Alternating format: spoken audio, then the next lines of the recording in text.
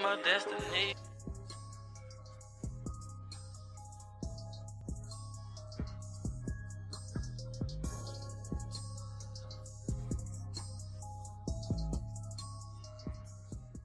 Hi, everyone. Welcome back to another episode of the Black Book Podcast. Here today, we have a pretty cool guest, man. I think this is a good guest for the times we're in today. This dude is in the middle of negotiations. Let's welcome Marcus Davis, everybody. Mm-hmm. All right. Now, hey, Marcus, man, before we get into your story, let's just, do some basic stuff like, just who are you? What are you doing? Where are you from? Type things like that, real basic. Okay. Well, I'm a small kid. I guess I'm a travel junkie from, the west side of Chicago. Born and raised. I'm a little older. I'm a kid from the 80s and 90s. So I remember the birth of hip hop, and I remember, the birth of dance music. So I remember all of that. And so I come from that kind of mindset, to like the creativity thing, like to look for new things and kind of explore the world. So, and Chicago is kind of a working city too. So I have kind of that mindset, right. Not quite blue collar, not quite white collar, not quite blue collar. So probably somewhere in between. That's how I kind of feel about myself. I went to school in Chicago, both undergrad and grad. I was in the Army for a while, for a few years, traveled a bit, lived in Europe, lived in Asia, lived in North America. What else? I mean, I've always been interested in technology since I was a kid. My uncles and my dad were like breaking apart old computers, Commodore 64s, like the old computers, putting them back together. I remember playing those video games. Yeah. So like I didn't know much about it, but I just knew all my uncles was deep into it. So I would just like, toy around with it. And that's probably been my heart since then. And then music's been another part of my life. It's I remember my uncles and some of their friends, they call it jam session. So they would go down in the basement and they all would bring an instrument to the house. And me and my brother would they would all bring, and I would sit in the basement and I would just listen to them play. And so, piano and drums. And so, music's also been part of my upgrading, my mindset. So I became a DJ later on. I'm a DJ for a long time. So that's pretty much it. I like music, I like technology, and I love traveling around the world. And those are the reasons why. All right. Yeah. So there's a lot to unpack there. But first you mentioned traveling, dude. So just let us know, man, like where all have you traveled? Oh man. I could tell you like when I was 7, 8, when you're in class, like second, third grade, they say, what you want to be? And people just like, hey, you wanna be a doctor or basketball player or whatever. I said, I want to be a truck driver. Okay. And I remember that my grandfather was a truck driver for the post office. So take a ride with him a long time ago, many years ago. But he also had this van. He would take us around a lot of places. So I've been to every state in the U.S. except for, let's say, Maine, the Northeast states, like 2 or 3 up there, and Alaska and Hawaii, and every other state I've been to. Canada, Mexico, all over Europe, Italy, Spain, Germany, France, Middle East, Saudi Arabia, Thailand. I mean, I've been to so many places. Yeah, I feel it, dude. Yeah. The traveling part of it, I think I was just a curious kid. I know my grandmother would be saying, you got too much energy. So they would, put me into classes that were like, you know, very visual. And so I got really interested in like maps. So I guess that was kind of my spark for that. And once I saw a map, and I was like, man, what is that place? What is that place? What is that place? And you know, eventually it led into what my degree was, my undergrad degree, which is geography, urban geography. Mm-hmm. And so, yeah, I've been everywhere, man. It's too many places to name. Okay. So you majored in urban geography. Like, can I ask you, like, what did you do, or what can you do with that degree? You know, I had notions of going to work for National Geographic. I was, you know, I was just blown away. You know, if you watch that on TV, they're in these wild places taking pictures, just doing all kinds of crazy. I thought that's what you're gonna do. But geography, what I found out very quickly is not as easy as you think. It's not just remembering place names and, you know, longitude and latitude. It was like studying how people decide to integrate into their environment. For me, particularly, it was cities, but you can study all kinds of geographies. It's just not just a physical place. You can study something like political geography, understand the different political landscapes around the world. You can study economic geography. For instance, you could study, I had this class once where you would study the birth of a tire, like raw materials, and you watch it, like all of those come together to all the way until somebody actually buys a car. Like, what is that process? How many people are involved in that? How many systems are involved with that? So it's a very systems thing. If you are going to go through that program, I would say it teaches you, I mean, what you could do with that. I took it because I was a technology background. I took it into a field called geographic information systems.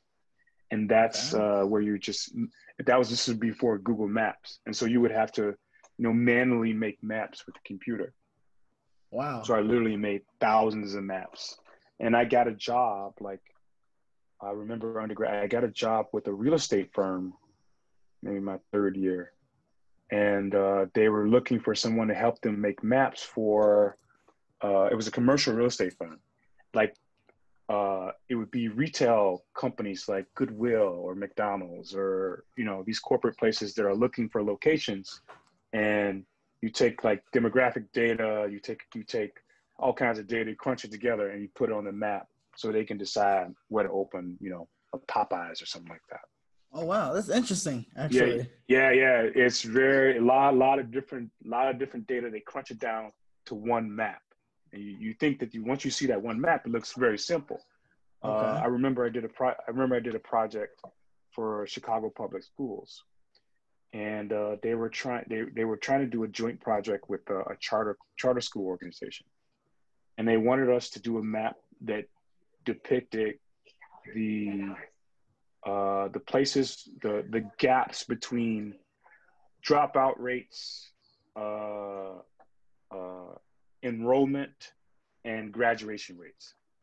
And so we had to take those three things together and map them over the city of Chicago. And then they could find locations where locations where you could put a charter school and be most effective. Yeah. Wow. So I did a lot. It's just a lot of different things that go through your mind when you're trying to create a map. So is that data still used today? Oh yeah, for sure. I mean, it's automated. A lot of it's automated. Now Google does all of that for you. But if you look at a map, you're looking at the streets, you're looking at the roads, you're looking at buildings, you're looking at schools and residential areas and industrial areas. But that's not. You can also look at maps of like sewer systems and electrical systems. So that's interesting that you say that. Yeah. Because talking about like dropout enrollment, you know, charter schools. Because I went to a charter school. I'm from Chicago as well. I went to Inglewood, and I went to a charter school called Urban Prep, and which is was basically meant to battle against the dropout rate in Inglewood for Black men, which is like, I don't know if the founders of Urban Prep had this map, at hand, but that sounds very, very interesting. So that was something I need to go back and ask. Yeah. I think I'd dig up, if I find it, I can send it to you.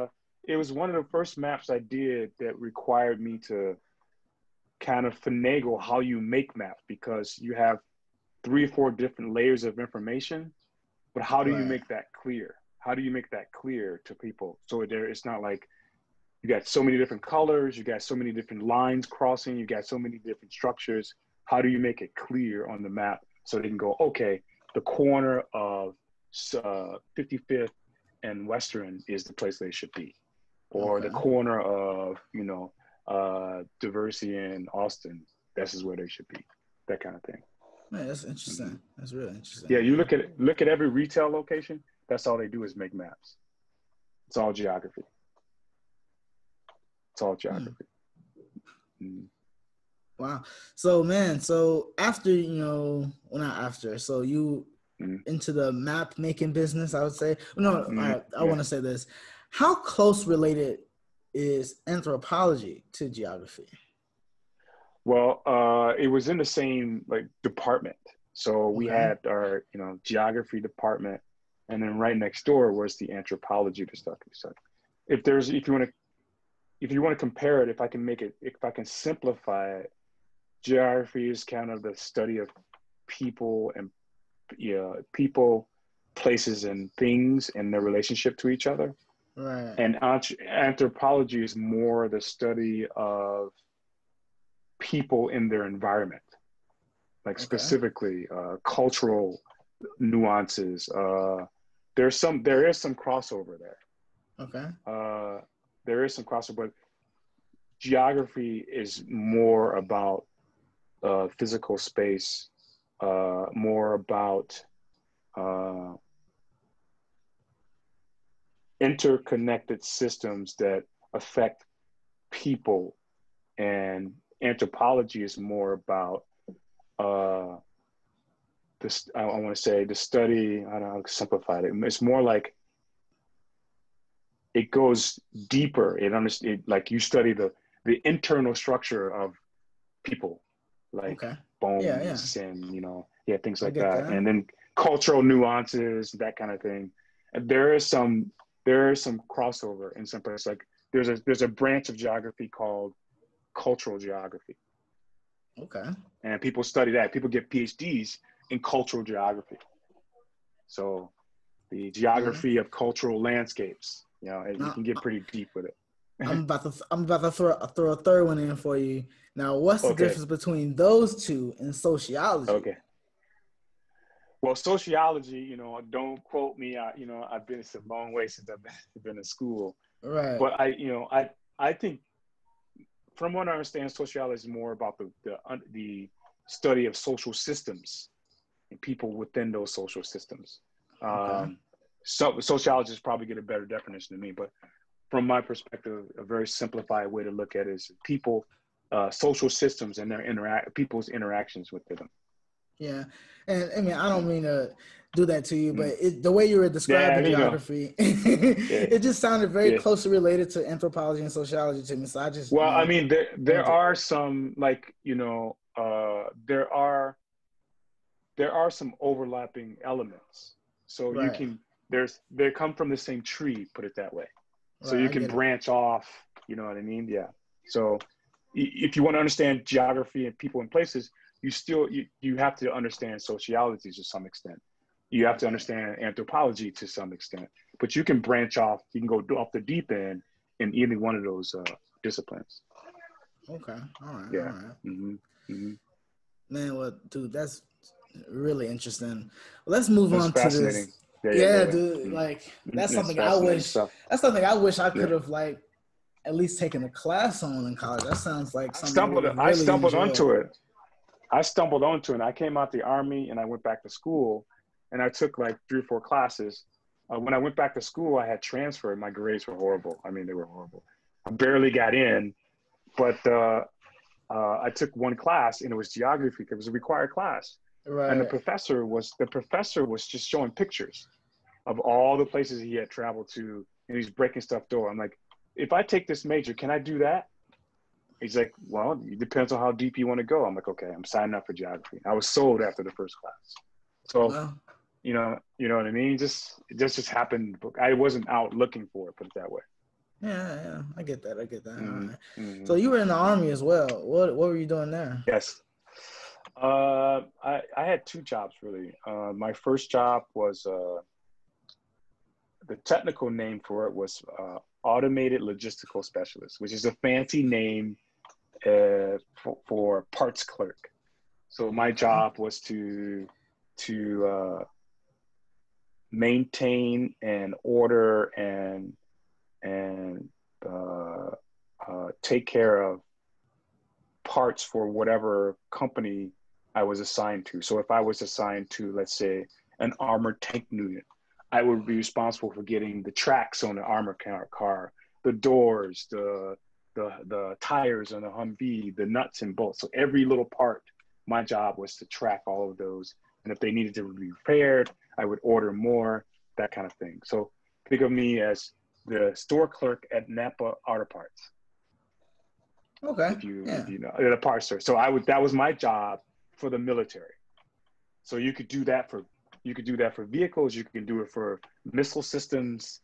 So that was my first job. But it was when I started that job, they were just bringing computers into the military full scale, and so me being a computer geek, I said I want. How can I get a job doing just computer related stuff? And so I transferred into information systems analyst. And that's, the study of networking, how to understand the core of how computer networks work. Yeah. Yeah. Okay. Mm-hmm. All right. Email systems, database systems, that kind of stuff. Both a of little those technical, things but sounds very, very interesting because, like obviously we know that everyone who's in the military aren't on the front lines. They aren't really on the ground. Yeah. But, most people aren't. But you don't really hear about all these jobs, that you can do in the military besides being a fighter or like a cook, like there was one cool job in the military that super unique that I didn't know existed, obviously, until I got in. So there's three kind of branches in the military. There's the enlisted soldier, and those are you hear about those, like the drill sergeant. He is the enlisted soldier, and then you'll hear about like the captain. That's the officer corps. But then there's a in between kind of ranking system, and this is called what do they call it, if I remember correctly, warrant officer.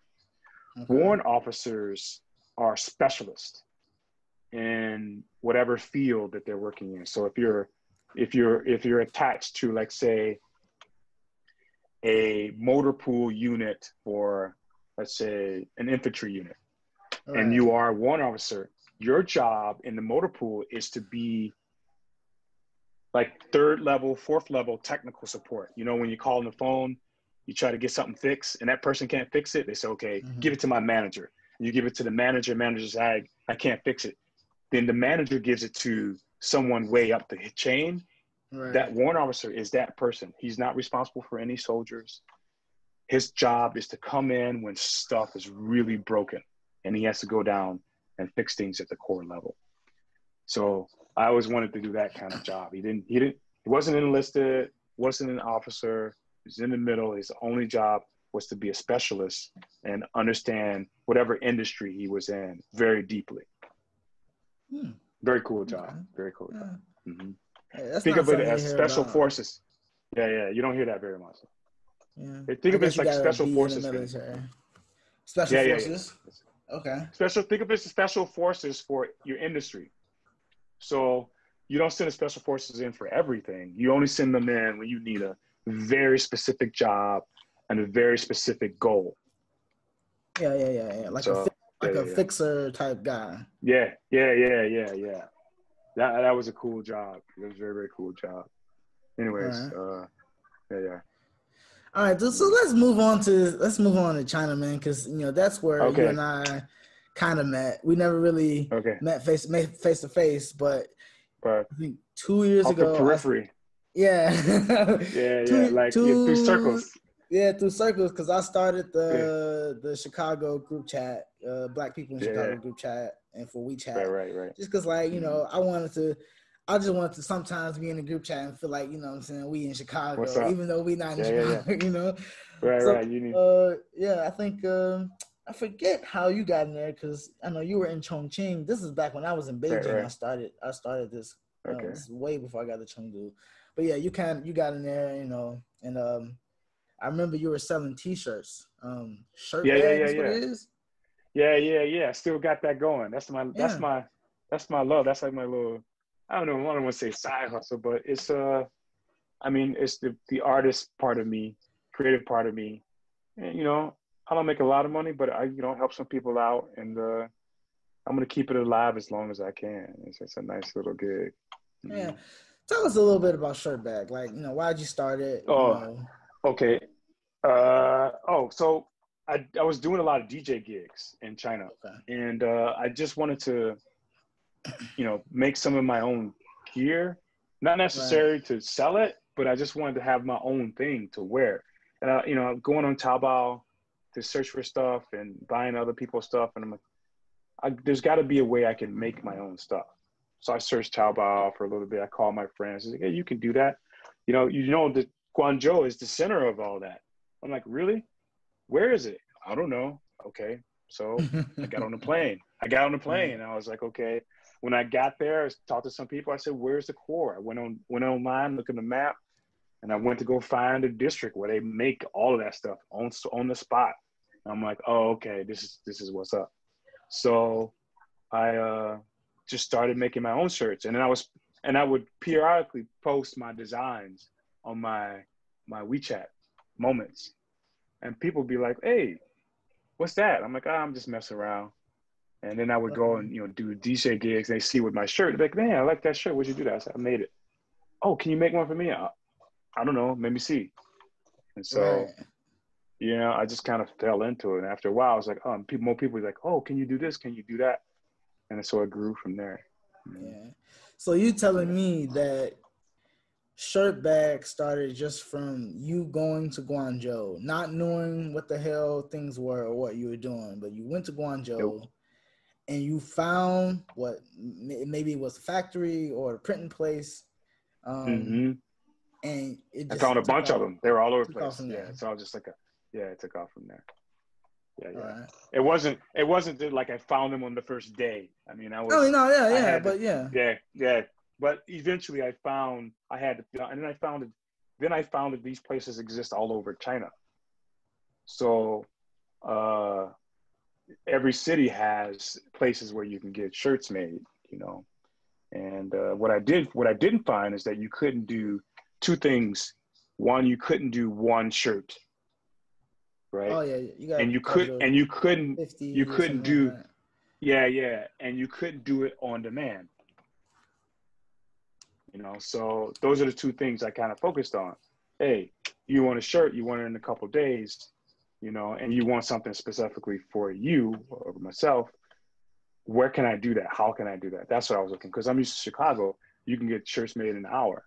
Right. You go to 4th Street Mall, get a shirt made. It just take you minutes. You come back, you go eat lunch. Go eat lunch, come back, your shirt's made. There in China, I was like, why the T-shirt capital of the world, it's a pain to get 1 or 2 shirts made, so 10 shirts made. So, but I understand why. Their ecosystem is not connected, and it doesn't, they're used to volume. That's how they make their, they're used to volume, bread and butter. But in the States, you can get, on-demand T-shirt made almost in every city. Yeah, this is very true.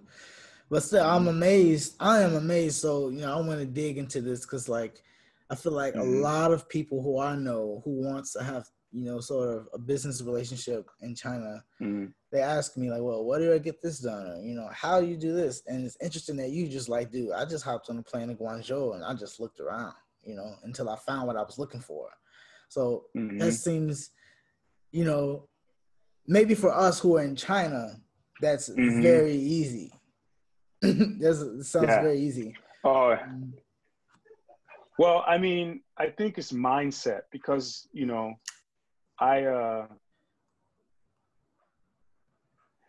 my initial thinking is if somebody else can do that, I want to know where they got the idea to do that. And then I don't want to go to them. I want to go to the source. So when I tackle a project, I'm always thinking, what is the source? Because you got it from somewhere. It could be your grandparents, you know, your cousin, your best friend, your wife, your kids. You got that notion somewhere. It was an idea. It was an idea before it became reality. So I almost look for that. If you can find that, then it's a lot easier. Now, once you find that, you kind of have to figure out like what direction you want to go from there. But with the shirt bag thing, I was like,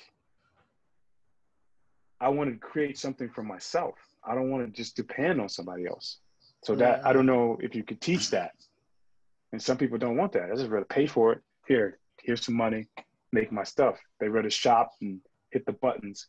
But I'm not that kind of person. I'm more of I want to know how it works.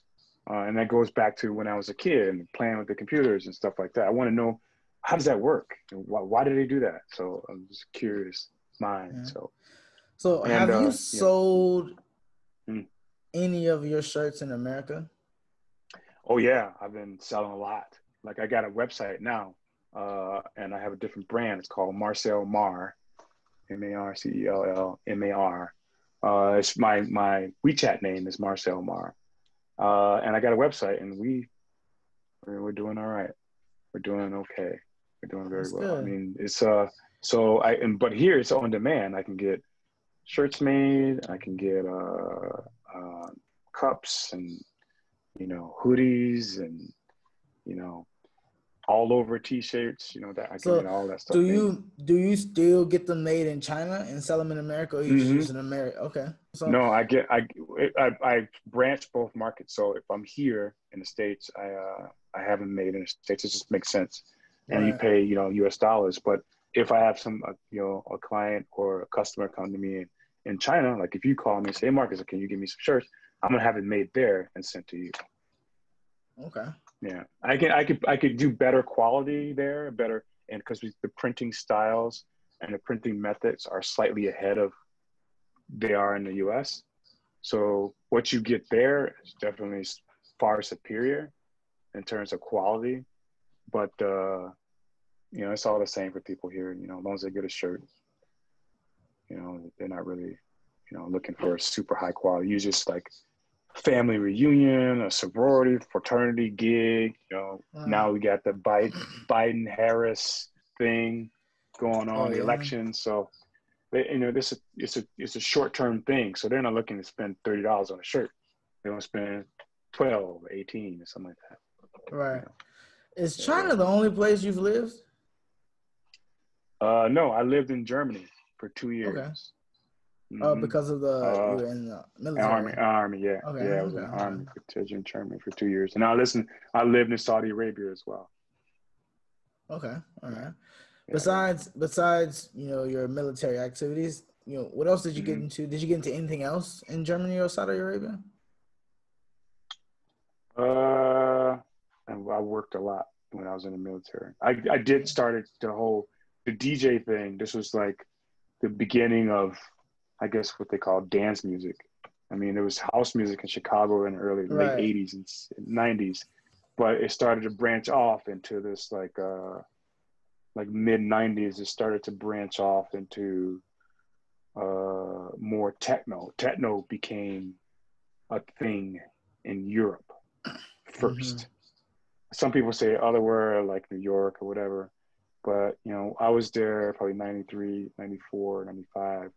And I think that's kind of the birth of like hardcore techno. It was in Europe. And yeah.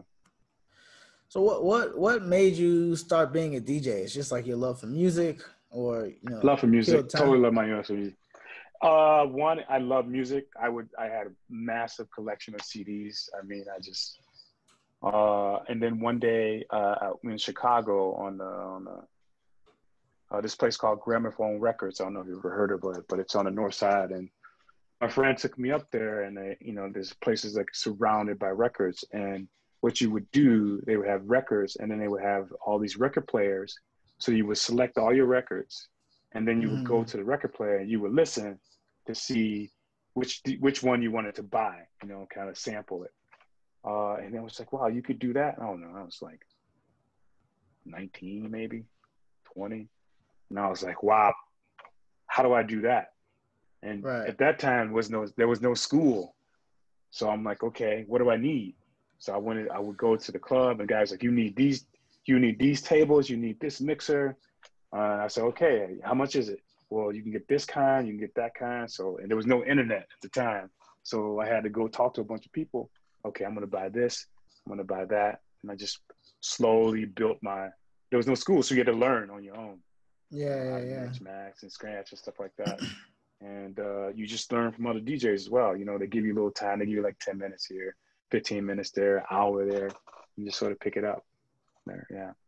Okay. And so you brought your DJing skills to Germany, Saudi Arabia, China. Yeah, China. Yeah. So I used to do all analog, but when I moved to China, I switched to digital. That was a little change for me, because I wasn't used to seeing like the numbers where you can match beats and stuff real easy. It just took me a while to adjust, maybe a year or so to adjust. Well, I'm much younger than you. Okay.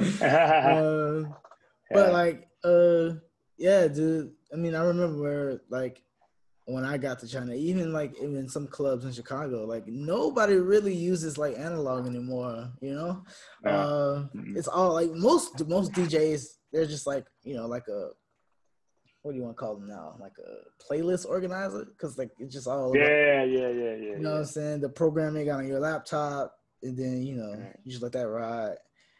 Every now and then could do that. You'll mix it up. There's some DJs out there that I think they can do like what you say.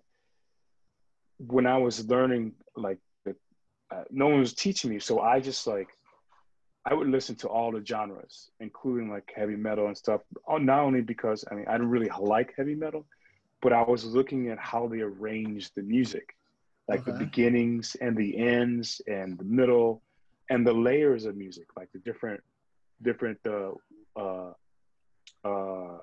sounds, like the drums, the piano, all the instruments, and how they work together, and the spacing between them, like how they would wait, and switch between instruments. So I was like, okay, all right, I need to listen to all the different genres. And if you want to DJ, if you want to mix, really mix, I said, okay, what you need to do is listen to all the instruments in every song. And let's say you like the drums of one song and you like the melody of another. You find a way to put those together to make a third song. And you're doing that throughout the whole set. So people are like, oh, you're like, oh, wow, that's, you hear two different songs and you're just like, I kind of know that one and I kind of know the other one. But that third song is a kind of like that's where you get the fresh, and people like turn their heads and go, oh, okay, that's something I want to listen to. So good DJs to me can do that. And they have 4 decks, so they can have 5 or 6 songs playing at the same time on different levels. It's really, really cool how they do that. So if you're really listening, but today you're right about the playlist thing. It is what it is, It's, it's easier. Technology. I mean, you mentioned technology makes things easier. So Yeah, you could cheat a little bit, but I think you'll find some DJs who are actual. Because I'm not a musician per se, that are musicians, and they understand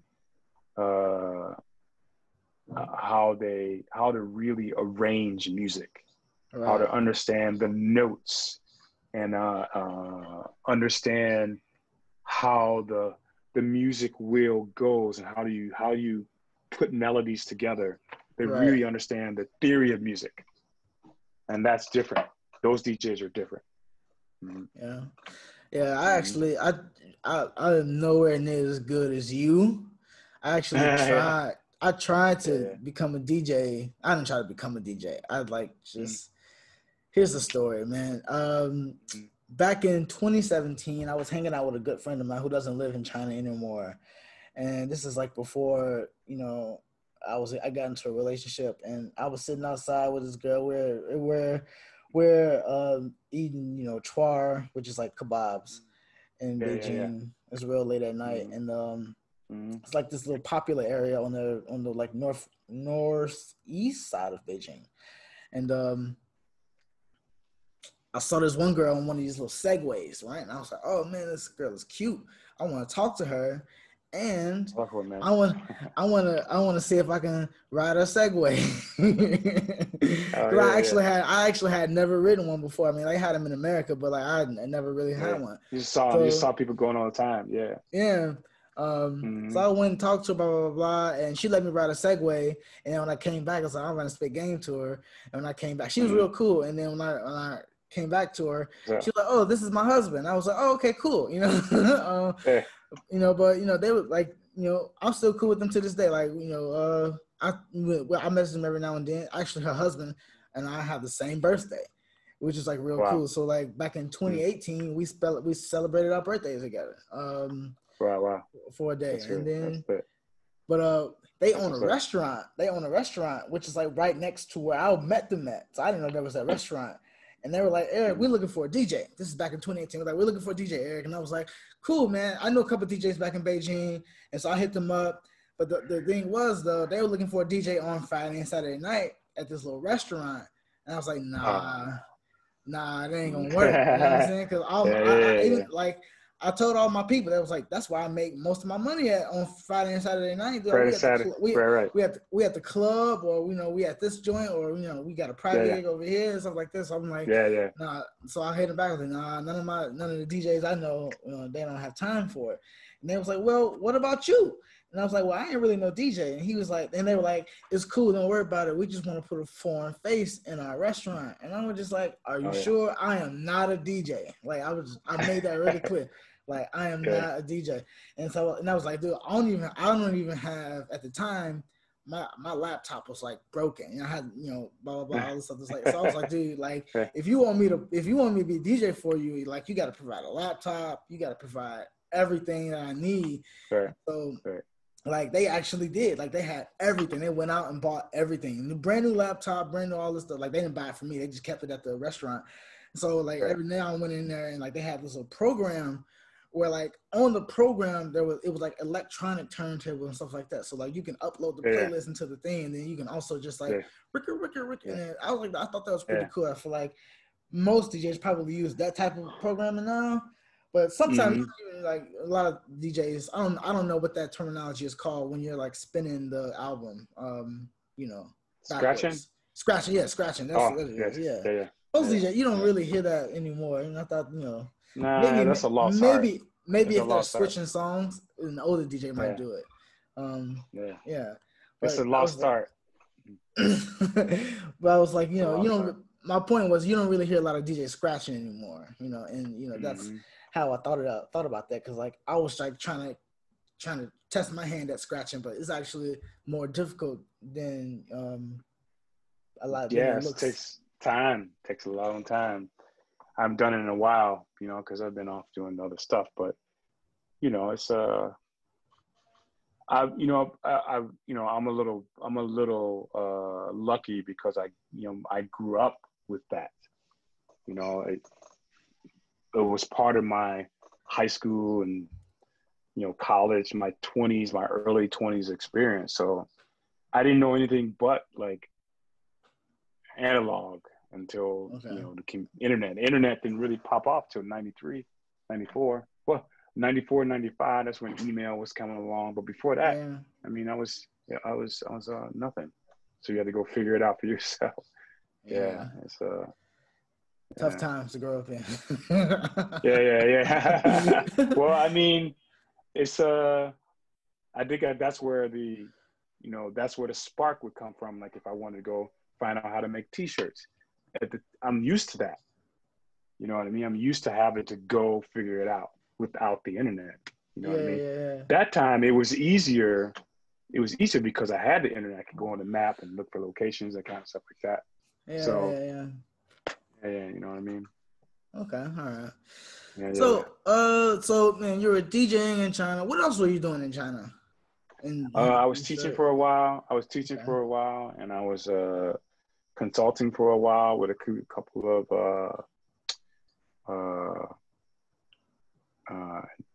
manufacturers. I was consulting their managers, like how to manage their people and maintain structure and order within the business and try to morale, like corporate training kind of thing. So you were doing this for Chinese business or foreign businesses in China? Yeah, Chinese business. So my friend was his job was to go into companies and turn them around and then buy them, turn them around, and then sell them on something like that. It's very simplified, but he was in this company. He was like, "Hey, Marcus, I know you got some. I want you to come in and train these folks on, how to go through, how to manage in a corporate environment. Like, you can't really, I guess, teach the spark of corporate culture and how to deal with conflict and negotiating with your fellow employees and not be so antagonistic, so you can get shit done." Yeah. So that's the sort of job that most foreigners don't have in China, right? Yeah. Your consulting I did that before though. Business. I was doing that because I have a master's in urban planning. Right. And then once I got out of school, I went straight to work for a commercial real estate firm. So I was doing consulting for cities, for big corporations, and so I kind of learned the mindset of getting to the root of a problem and then organizing around a way to fix it. Okay. So you already had your foot in the door for this type of industry and stuff like that. Yeah. I had experience. I had years experience before. Okay, so the friend who put you onto the job in China, were they Chinese or were they foreign? Foreign. It was foreign. Okay. Yeah. It was a foreigner working in a foreign company. A lot of my friends are, obviously foreigners working in foreign companies, but they were, directors of this, managers of this, of that, that kind of thing. And they put me on for that. It was cool. Wow. Well, that sounds pretty. I mean, all the things you just told me are like super interesting. I did so many things, man. I just I had many jobs, and now I'm sort of falling. Now I'm a little older. Now it's coalescing to something that I can build on. The technology part has always been, like I said, part of my life. And now I'm taking full advantage of, I don't want to say it because COVID is horrible, super horrible, but because technology is at the state it's in, it is a good time to be in this industry or generally in the technology industry because, social distancing and, there's ways that technology can kind of help you, obviously solve problems, but also build a business for yourself and take care of your family and all that kind of stuff. So on the same lines of technology, I've been trying to get you on the show for a while. No problem though. No problem, man. I know we all get busy. So I remember last week, we talked about the current thing that you were doing. So can we speak on that a little bit? For sure. So now I have a technology company in the US. we decided to start a company here because a friend of mine got wind of a healthcare company that needed some blood pressure machines. Okay. But these blood pressure machines are different because they allow you to take your blood pressure remotely. So you go home, take your blood pressure. There's no phones, there's no dialing. It just takes your blood pressure, and that reading goes directly to the doctor's office. So this healthcare company is like, how do we do that? And they called me up. He's like, how do we do that? And I said, I don't know, but give me a little bit. We'll figure it out. Right. So I went, called on my contacts and, called out my people, and they put me in touch with a company that does it. And I basically hooked up the manufacturer with the healthcare company. And so I was kind of the liaison from the technical side, working through the design and, working through the testing and then working through procurement, and then getting it samples shipped here, and then deployment in the field to make sure stuff works. So I got to learn from soup to nuts, how to move through the healthcare field, and also how technology deals with that field.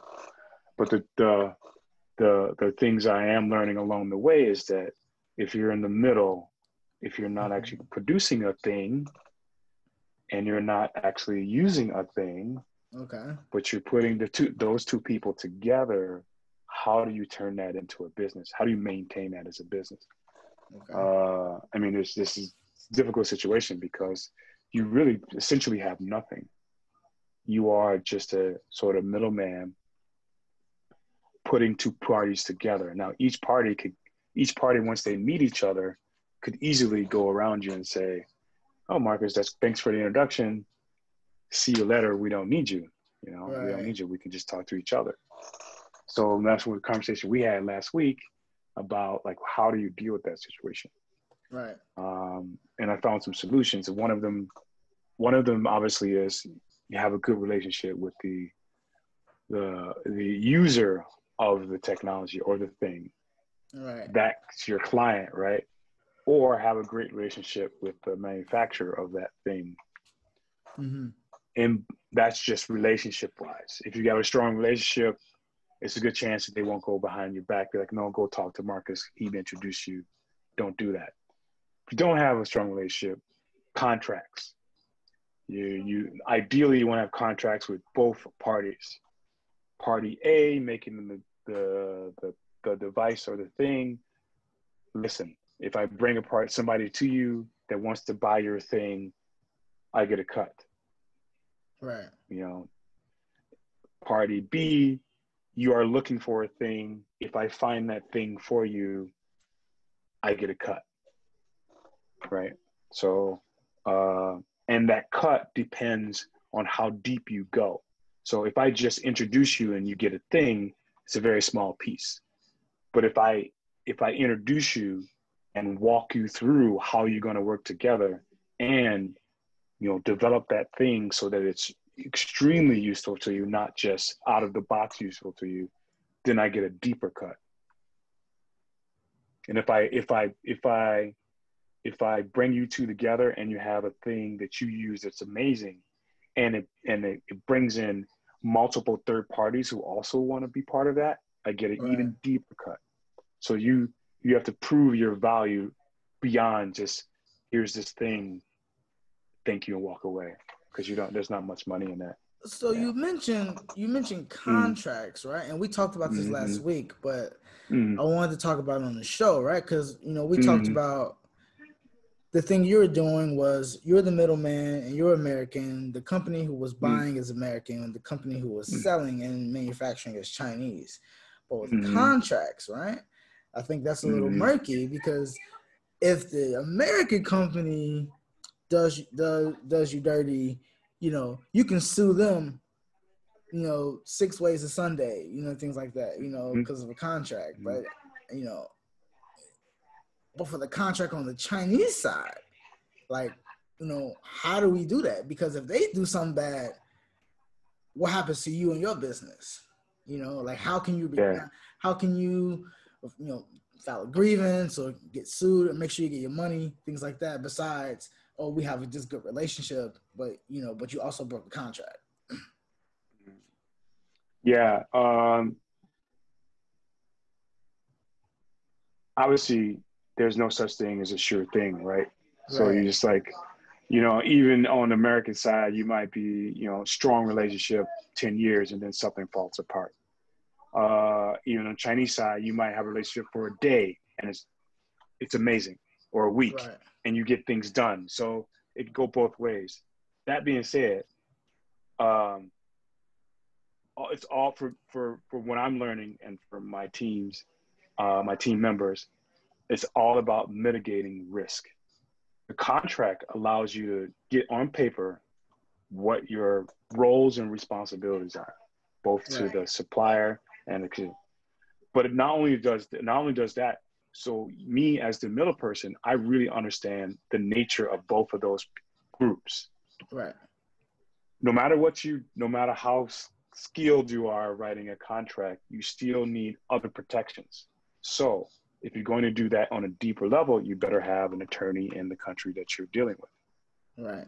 You better have a local team member that can deal with things that are out of your control or out of your wheelhouse, so to speak. So that's one way to protect yourself. The other way is if you can have a foothold in the corporate sense, you have a company in China and a company in the US, you can have better protections under those entities.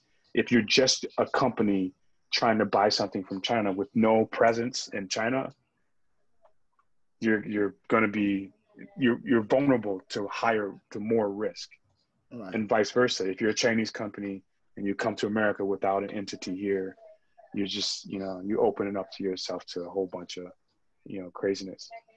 But honestly, the bottom line is, I think of it as like chess, right? So you're obviously the objective is to win, but in this case, you want to win with a group of people. So if your network is tight, which is you really have a good understanding, as your whole team has a good understanding of what you want to accomplish, it's a lot easier to protect yourself against knuckleheads who want to. Right. So I called you, right? So I Right. was like, hey, Eric, I'm in this predicament. If I didn't know you, we didn't meet in the group, what would I have done? I would have been like trying to scramble around, but not only just talking to you and we talking through the problem, it made me like really think deeply of like how other ways to approach it. You're like, okay, you call my brother, or how can you talk to this person? Have you considered that? The strength of your protection is like what we did on that last call, Yeah. like having that network. Otherwise, the contracts, yes, they're great. Your value as a person in the middle, also great. But what we did last week, that is to me the glue that keeps your business alive. Honestly. Right. Yeah. And there's one thing I thought of Mm. after we had that conversation. I was like, Mm. dude, man, I wonder if he has like, insurance, because you were asking me about like, what if something goes wrong with the machines, blah, blah, blah, all the other stuff like this. And Yeah, like, liability. And I was going, and at the time I was like, man, I don't know what you're going to do. But after we got off the phone, I was like, oh, easy, dude. Just get, insurance. I mean, I don't know how easy it is to get insurance, but like, that's like the easiest answer, because. Well, you got to get business insurance and liability, that kind of stuff. Business insurance will protect you by lots of that stuff, but it doesn't necessarily protect you from like faulty, like, a callback, or a recall on a product that you endorse, so that's a tricky area, right? That's why contracts are in place, to try to protect yourself against stuff going really wrong where you thought everything was great for 6 years and then 10 people died because of your product. It's like, who could have thought that? Who could have anticipated that kind of thing? So the contracts are really good. Liability, business insurance are really good. But honestly, The second word I learned in China is guanxi. Guanxi. And Yeah. it's Gotta have like, that. it's so, I mean, it's not like you using people, but if you got a tight group of people around you, or at least people you can call on, you make each other, like, you check each other on how you're thinking about something, or widen your view. Because when you're in it, you're like so narrow, like, I got to get this done. I'm trying to make money. I'm trying to take this deal down. I Right. took a minute out, talk to you. I was like, oh, I didn't think of that. Okay. Oh, I know what to do. And I call my other guys, like, oh yeah, you can do this. Let's make this happen. Right. So a lot of times in your business, you're gonna be doing that. Mm-hmm. What made me think of that is, because Mm-hmm. we were saying, liability. So, Mm-hmm. for example, I like, because you told me that you figured everything out, but I was going Mm-hmm. through a scenario in my head, going, well, a patient or a buyer is using the product and then something goes wrong, they're gonna turn around and sue whoever they bought it from, right? And Mm-hmm. that company is gonna turn around and sue the middleman. But if the middleman got it from a company that's not in the same country, like, where does that buck stop? Mm-hmm. Because the person who initially filed the claim, they're gonna get their money from the first Mm-hmm. company, right? And then the first company's Right. gonna Right. they're gonna get their money from the middleman, but the middleman is gonna be the one who's like sort of SOL. But is that Mm-hmm. where the buck stops, or can this dude keep going? If, like you said, you have a foothold in another country where you can go back and go, look, dude, I lost this much money, and this is what happened. Like, what you guys are gonna do to, what I'm saying, to fix this or to amend this problem? Mm-hmm. It's it all depends on what your position as a middleman is. Right, In this particular case, when I talk to you, I am not the procurer directly of the machine. right, Like, I'm not specifically importing it under my company. I am acting as a liaison to communication between the two companies, and arrange the development and uh, uh, uh, making sure that each party understands the protocols from each side and the legalities of bringing a product from one country to another. So right, this is always open dialogue. My value is that my client doesn't want to do all the things I'm doing. He doesn't want to be up late at night having conversations about, the the the cup size is too small and we need to adjust the cup size. And he doesn't want to right, have those on cover. He just want, like, when is the what do I need to do? Tell me what I need to do.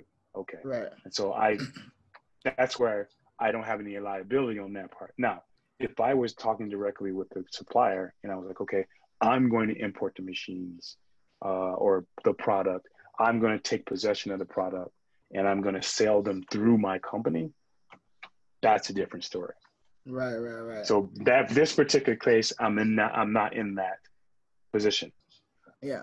I have another project that I'm working on now where I will be in that position. Yeah.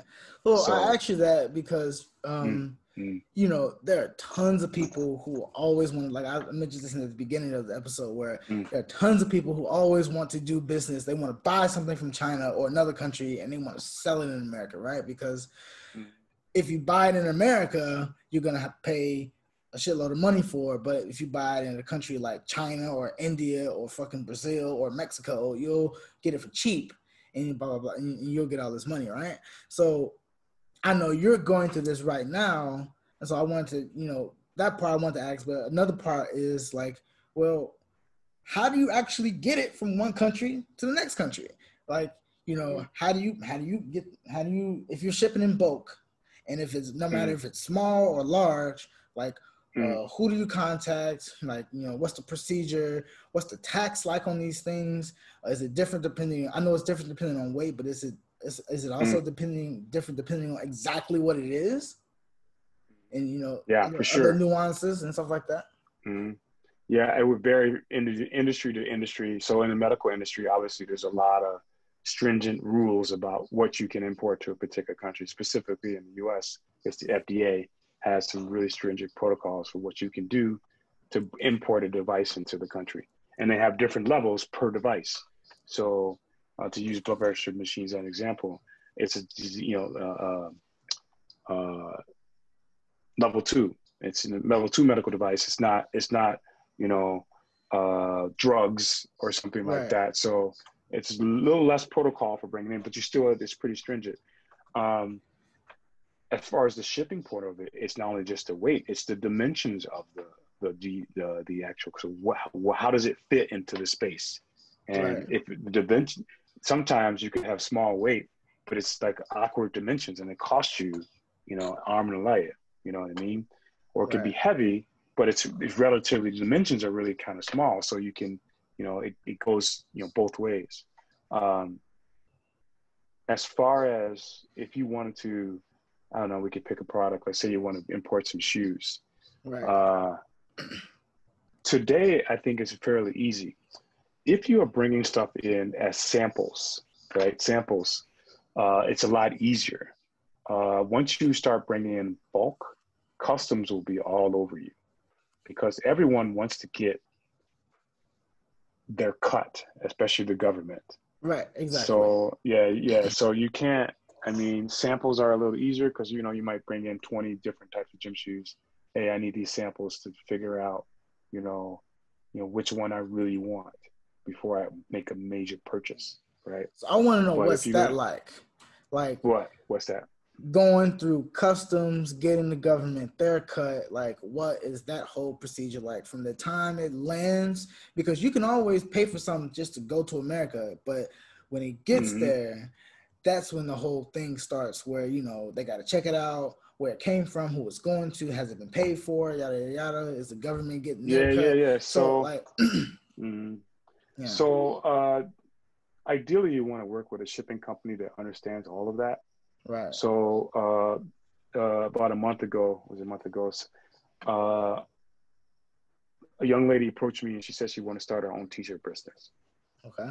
I said, you want to buy t-shirts? I was like, well, what do you want to do? She's like, can you put a package together for me?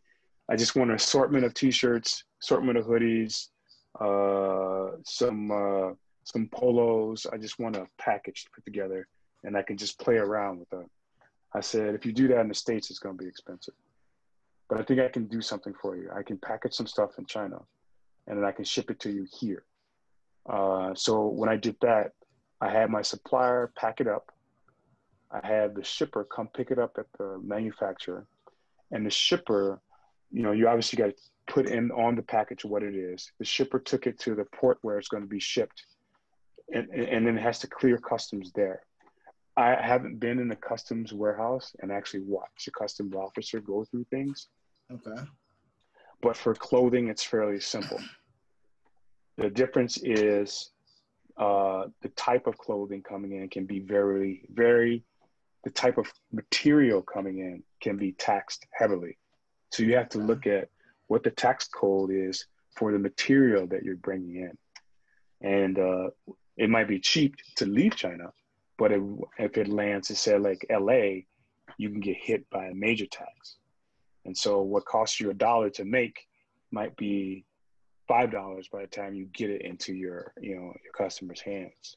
That's an extreme example, but I only know about the garment industry, but for other industries, I know there's a lot of different rules. But the basic is it leaves from the producer, it goes to the shipper. The shipper takes it to customs. It leaves customs and it goes from the host country, from the departure country, and then it arrives in the arrival country. It goes through customs. It sits there depending on what it is, a day, 2 days, 3 days. If there's some issues, custom officer will call you. You need to go down there with your paperwork and verify things. But in general, once it lands in customs, like here in Chicago, it'll land in O'Hare. It'll sit there for a minute or two and come to you. So, for example, if you use something like FedEx, they say you can do it in 3 days. That whole process happens in 3 days. That's the state. That's the basic process. Now, internally, what happens in the departure customs area and the arrival custom area is entirely dependent on the industry you're in and the type of products you're bringing in and out. Yeah, that makes sense. Okay. Mm-hmm. So you mentioned type of product and material. And I want to know, let's say if it's non-name brand, does the brand have anything to do with it? Like, let's say I want to ship in, for example, I want to ship in 1,000 pairs of Nike shoes, or a bunch of Gucci bags. Does that matter, or it's just all about the material? It's with those kind of products, it's more about what you declare as the value. They don't care. They don't, as far as I understand, when it gets to custom, they don't know where you bought those things, or they don't really, how do I put that? Let's say you buy 100 pair of Nikes in Shenzhen, right? And you want to ship it to Chicago, right? You want to ship it to Chicago. You buy those 100 pairs. Once you pack those 100 pairs, you're going to put down the value of those 100 pairs, right? Customs is going to look at, these are shoes. Here's the value for those shoes. You could put Nike shoes if you want. They may or may not open the package. Who knows? If they don't, from what I understand, they look at the value. They look at what it is. The customs value officer says, okay, it's good. And they ship it off. I'm guessing if it's a container worth of stuff or several containers worth of stuff, it might get closer inspection. But if you're shipping, 50 pairs of shoes, there's so much cargo coming through there. I mean, they don't have time to inspect all of that stuff. So you wouldn't have any, if it was knockoff Nikes versus the real deal, 9 times out of 10, it'll probably go through customs. But that 10th time, they might be doing a random check. And, you wind up with some fake stuff and you're in some, hot water. So, and I don't know what the rules are for that stuff, honestly. Yeah, I mean, I get that. Well, yeah, thanks for the info. I mean, because that's something I wanted to know, but I also know there's some people who I know who will be listening to this. They want to know this as well, for whatever they got going on.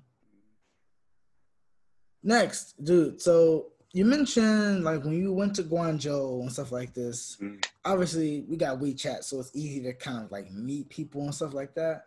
But like, did you ever just meet anyone who was not on WeChat and become sort of a business partner with them, or at least cordial with them enough to, get certain things you wanted and maybe some things that they wanted out of them? One of my suppliers in Guangdong, I met him totally randomly, off WeChat, offline. I was looking for some other stuff. I stumbled into his area. I was looking and I'm like, oh, what's going on here? And I walked in, I started talking to him, and we sort of hit it off. And now he's my main supplier because he's, super professional. I noticed that when I was, touring these factories, how he was, his area was, very organized and clean, and he was very professional. So I was like, oh man, I want to do some test work with you. I got some work for you. Can we, ship? And he was one of the few suppliers that I have where it's like, I'll do one at a time, no problem. Just tell me what you need. Okay. And I would help him with foreigners as well. So he would have some foreigners come in and be like, oh, some translation going on there. So it was a tit for tat. And we still have a relationship now. Okay. So, I mean, it wasn't that difficult. It wasn't that difficult to go up and meet someone and, create a business relationship. I was hungry. That's all about. You hungry, you would ask for some food. So you know what I mean? So I was like, I want to do this. And I figure I had like 3-4 days down there. So I would just, pull up a map, a Baidu map, be like, okay, put in factories, clothes, and just like, okay, this way, go to that location. It's not here. It's only one factory. And it's, they making, leggings or something. That's not what I'm here for. So I just but I would make a note of it. You know what I mean? So after, about a month or two of, going back and forth throughout Guangdong, it took me a while to find like 2 or 3 good suppliers, and like, oh, okay, now I got a good set. But I go.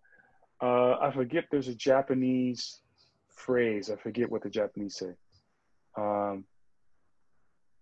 But the premise is go see for yourself. Okay. If you really want to understand something, I'm going to remember that. I'll get back to it. I forget the Japanese word for that. But basically the phrase is, in the management situation, if you want to manage your company well, you manage yourself well, you need to go see for yourself what the issue is. Right. Otherwise, you can ask everyone till you're blue in the face. I went to China. I just got on a plane. I backpacked the entire country by myself for like 45 days. Wow. Just to find out just to find out if I really want to live there. You know what I mean? So it's, you got to put in a little work. You can rely on your network, like when I called you last week. Right. But at the same time, sometimes you just got to be like, okay, where's my bag at? I'm going to hop in my car. I'm just going to go. I'm going to go talk to people. And that's where the serendipity comes in, because all the stuff on the phones, on the internet, WeChat, all that stuff, it's great. And it kind of gets you in the vicinity. But when you just need to put all that down and just walk the streets, talk to people. And I met way more people in that way than online, that kind of thing. Okay. Way more people. Think about your friend. Think about your friends. Think about the people in your network. How'd you meet them? Some of them you met on WeChat, but the people you really get down with, you probably met them at a party or something, or like through school, or you know what I mean? So very true. If you want to build a real, connection and good network, you got to hit the streets. Absolutely. It's old school. That's just old school, yeah. Mm-hmm. Well, dude, man, before we end, man, let me ask you. So you got Shirt Bag, yeah, and I don't know, man. Got Marcel Mar, yeah, Marcel Mar. So how can people, look up Shirt Bag and Marcel Mar and stuff like that, or get in touch with you if they got any questions about, the things that I've talked about? Maybe they want to ask you more, things like that. If you want to hit me up in China, WeChat is Marcel Mar. Super easy. You'll find me. If you could also look under my Chinese name, Dai Wei Hong. If you are in the States, you can Instagram me. I don't use it very much, but it's also Marcel Mar. Twitter is also Marcel Mar. My website is also Marcel Mar. So if you want to, you can also email me. My email is Marcus Marcel, 2 L's, 1 word, at gmail.com. Email, you got some questions. I know people out there just beginning, and want to get into whatever business you're trying to get into. I try my best to help you out. Messages like that. All right, dude. And dude, we're gonna end, but before we end, man, I'm gonna give you the last word. It can be anything you want, man. Just whatever you want to say to the people, man. Go ahead. What do I say? First of all, I think this podcast is pretty cool. I think it's a necessary thing. Thanks. It's absolutely necessary, and I think more people should do it. I wish I had, more time. Maybe I should make more time. Just sit down, put down my thoughts, and talk to people. All the people I met throughout the last, 20-something years in my life, bringing that knowledge to other people. So my hat's off to you for doing that. And the other thing I probably would say is,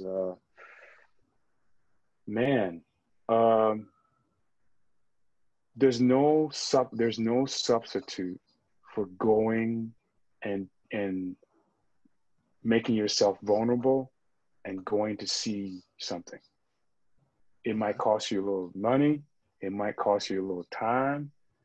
Of course you can talk to your friends. Of course you can call your parents. Of course you can, talk to your mentor. But I'm telling you, if you are going to do whatever business you're going to do, go to the source. I don't care where it is on the planet. Go. Even during these really trying times, if you can make your way, go. Even if it's for a couple of days. When you're there and you're presence in that space, you'll get it. Your mind will be in the framework to be like, okay, am I really hungry to do this? Because when you get there, you'll be like, oh, nah, it ain't for me. Right. Online, it's like online you might be like, oh, okay, I think I could do this. I could just call and get some stuff shipped over, blah, blah, blah. Go there, and then when it gets in your mind and you get there and be like, okay, yeah, I can do this. Then that little fire, you feed that fire by any means necessary. Phone calls, text messages, bothering people. Don't call me no more, Eric. You called me like 20 times this week. It doesn't matter. You know what I mean? Just like they know you hungry, and not the hungry like starving hungry, but hungry like, hey, I'm willing to go out and take some risk, and obviously want to make some money for myself, but also put some other people to work. Right. I just wish more people would just go to the source of what you really want to do. That way, you don't have to have something pushing you to do something. Something's pulling you to do it. So you feel like a gravity to go towards. You don't feel like all this pressure on you. I got to go. Somebody's shoving your back to go do something. If you go there, you can feel it pulling you to do something. And that's way more important than, don't get me wrong, school is important. Learning your craft is important. But to stick with it, you got to have that pull. If you ain't got that pull, you're gonna get distracted. You're gonna be like, I'm gonna do this, I want to do that. So I just wanted to say, if you get a chance and you want to do something, whatever industry it is, find that pull. When you find that pull, man, you just like put your sails up and just go. It's gonna be bumpy, but it's fun. It's gonna be real fun. That's all I have to say about that. All right. Yeah. Well, we're gonna end it right there. Okay, again, Eric, man. Good talking to you. I'm Eric Charles. It's Marcus. Black Book Podcast. What's up? I'm just on a mission. I'm trying to